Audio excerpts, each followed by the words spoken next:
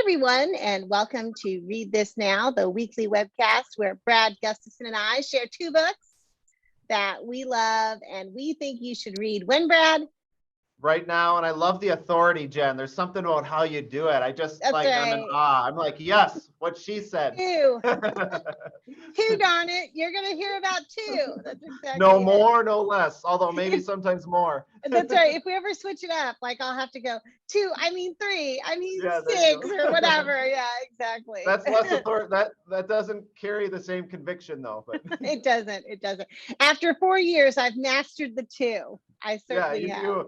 I would say you have a master. That's a good way to explain it. What you been Jen, reading this week? Go ahead. Yeah, just to go, I'm going with it here. So this is another one of those examples of month, 2, 3, you recommend a book on this show, and I took a note, and then I've been seeing it everywhere. And every time I see it, I'm like, that sounds awesome. The cover looks incredible. It's one of my favorite, probably top 5 covers of all time. But wow. I finally read it, and it was so powerful, so powerful. It actually renewed we've always tried to have like a commitment to helping kids, and if there's bullying happening, just taking it really seriously. So I don't want to say all of a sudden it woke me up to that. That's not really the case, but I have it sharpened my lens a little bit too, in heartfelt ways. And I've been book talking it with my family, so they're aware of it. I think it's on my middle school daughter's to be read list now. In fact, she's waiting for the show to be done so that I can bring it home and she can read it. So anyway, I can't wait to hear what it is. A little. It is Starfish by Lisa Fipps, and it really is incredible. And as I'm reading this, and I work in a school, so I feel like I'm around kids. I just this book contrasts to the kids I get to work with, who I know who are human beings and make mistakes, but the level and frequency and depth of some of the hurt and bullying, and even from the main character's family, it was gut-wrenching, but also woven in with inspiration and friendship and hope. Masterful job. So I can't and by the way, it's a novel in verse, so like masterclass on writing a novel in verse, because I don't know how she did it. She managed to help us know the characters and everything, and she'll bounce kind of from scene to scene in a way where you feel like you're making all these connections and there are no gaps. Anyway, it's just incredible. So anyone, even if this might not be a book, or if you're not down with like novels in verse, I really think you should read this one now. So thank you, Jen, for recommending it to me. Well, for those, of our 3.5 viewers who maybe missed the show that I talked about it, should we tell them a little bit about what it's about? Yeah, details. See, Jen, I always say Jen is like the anchor. She is the credibility. She is the reason people tune in. I am just like the sideshow. Not at all. But I know exactly what you feel though, because you get so excited about your reaction to the book. And because we know that the both of us have read it, it's like we start talking about that. So I know exactly how you feel. I do the same thing. Yeah. So in a nutshell, the main character, I should probably reference her name. You got it for me, Jen, or not? It's Ellie. Ellie, okay. So Ellie, she's, I think, pretty happy with herself swimming, and then at a pool party, she jumps in, and I believe one of her siblings makes a comment about Splash, and that nickname sticks right then and there. And now it's very pervasive. So her family, some of the members of her family still call her that. She'll walk down the hall and they will clear to the side so Splash can get through. I mean, I don't want to say that's the premise of it, but a big part of the premise is how people have identified her in that horrific way and how it makes her feel. Like one of the things she says in the book is, I don't even have a problem with who I am. I just hate how other people treat me.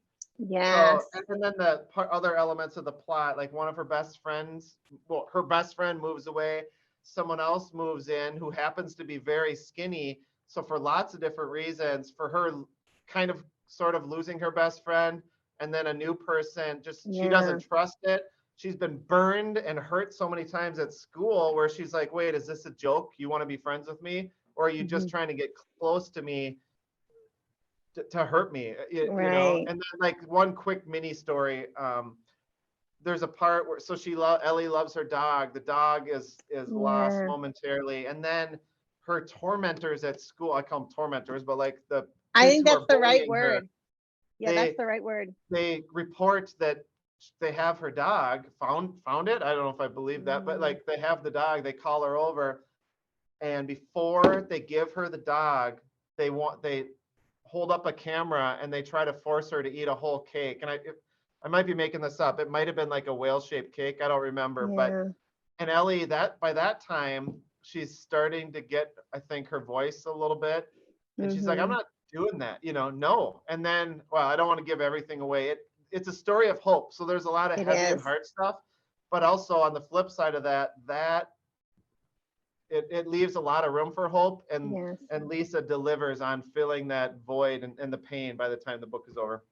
Oh, it's just bringing up so many memories. I think when I read this book the first time, you had just read Taking Up Space by Allison. Is it Garber? Yep. Okay. Gerber. And I remember us having a conversation just about books that address the issue of body image and how sometimes even members of our own family can cause harm, either unintentionally or intentionally in the case of Ellie's family, that makes someone who is otherwise happy with themselves somehow feel like they shouldn't be, And one of the things that I found the most beautiful about that book is at the beginning, remember how it starts where Ellie's talking about her fat girl rules to help her be invisible and not be seen and avoid confrontation and all that other stuff. But then by the end, through therapy, like you said, she's able to find her own voice and to, hijack Allison's title, take up as much space as she wants to, right? To feel okay about the space she takes up. So I loved it. And I don't know about you, but I found the author's note at the end so powerful. Yes. Where I think especially for kids, where they can read that this stuff, these examples, although it's a work of fiction, really happened to the author, which is incredible to think about. Yes. Yeah. The author didn't just cherry pick a bunch of things that have happened to other people. Like they were real examples or based off real things. The other thing I will say about this, I don't just see it as a ray of hope for, being a dad of 2 daughters and a son, but not just for daughters who might be struggling or bullied or having questions about their body image. I also see this for every human being, because I feel like I'm even better, have even deeper empathy now after reading this. So this is a book on multiple levels I want all of our 5th graders to read, because I can't help but think they'll walk away thinking like we can do better, and we need to stick up for each other. So. It's so funny you mentioned 5th grade, because Lisa Fipps spoke to one of my Rutgers classes last semester. And one of the things she shared in her conversation with my students was that Starfish was supposed to be, she originally wrote it for a young adult audience, like for high school kids. And then her editor or her publisher said to her, have you thought about doing it for a middle grade audience? Because then you might like influence some of the bullies early on, like as opposed to when some of those like character traits have been more entrenched in high school, which I thought was a brilliant move. But one of the other things, I'll stop saying stuff I love about this book. It's hard to, though, because I love so much about it, is I can't remember his name, but there's a side character who is one of the tormentors at school that, due to some like forced interaction, they sort of learn stuff about each other. And we learn that this kid has a pretty tough situation too. And maybe, although it doesn't excuse it, we can understand where some of his aggression comes from because of his own home life. And Lisa, if you watch this show, I'm still waiting for my book about that side character. I told Lisa I wanted to write another book about that side character. That's what I keep saying. What a great idea. Anyway, love that idea. Show the cover one more time for our 3.5 viewers. I'll get on that sequel or spin-off bandwagon. Yes, I'll be happy to read anything that Lisa Fipps writes. That's wonderful. I'm so glad you got to read it. Yay. Yeah, I'm starting to think she may need to come up with an alternate cover, or so it has 2 covers to hold all the awards this book is racking up. I know. Well deserved, though. Well deserved. Well, in this way, our 2 books this week have 2 things in common. One is that they're both novels in verse. And while the book I'm going to share hasn't won any awards yet that I know of, because it's just been published this year, it has racked up a zillion starred reviews. Okay. And I want to show the cover. You may recognize it by its really interesting cover. It's called Ain't Burned All the Bright, and it's by Jason Reynolds, and the illustrator is Jason Griffin. And of course, Jason Reynolds is one of those authors, he could publish his grocery list and I would pre-order 10 copies and clear my weekend, you know, like that, because you just have to read everything that Jason Reynolds published, at least I do. But this book, I've been struggling and thinking about how I want to book talk it. And I think the first thing I want to share is the physicality of the book. If you ever get a chance to check this book out, Brad, I think one of the things you'll notice first is it's incredibly heavy. I mean, this book weighs a ton for a book. And I think that has to do with the thickness and the quality of the paper that's used. The illustrator, Jason Griffin, took Reynolds' poem and mapped it all out in a moleskin notebook. And then they created the book around that so it would look like his notebook. So you can see, like, let me find a good example of one of the illustrations. Here's the page, and it looks almost like the words are cut and taped into the pages of the notebook. And in fact, one of the things that's cool to me as like a tactile person is that on the cover, it feels like they really are taped on there. It's like raised. And I get a kick out of that on the end too. But so there's something like, I don't know, I maybe read too much into this, but the weight of the book physically, I think, gives us a clue of the weight of the book emotionally and metaphorically, in the sense that it's a book that lands in your heart. And while it's ultimately hopeful, as you said about Starfish, there is some heavy stuff. It sits on your chest and it's heavy, right? It tells the story of, we don't know any of the characters' names, but it's a Black family, and it takes place during what seems to be like the first few months of 2020, right after George Floyd has been murdered, and of course the pandemic is going on. The narrator is a young Black boy who is talking about his mother and his sister and his brother and his father, who although it's not named, feels like has COVID and is isolating in the other room. Okay.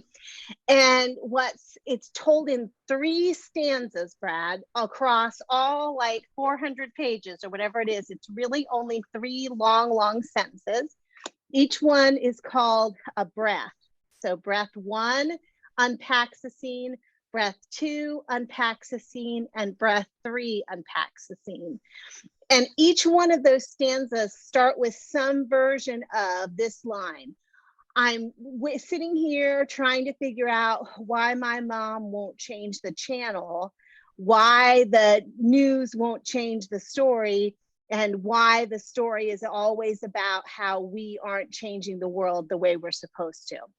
And then it goes on to talk about his interactions with his family. And some way along the way, he goes on this search in the house for an oxygen mask for his dad.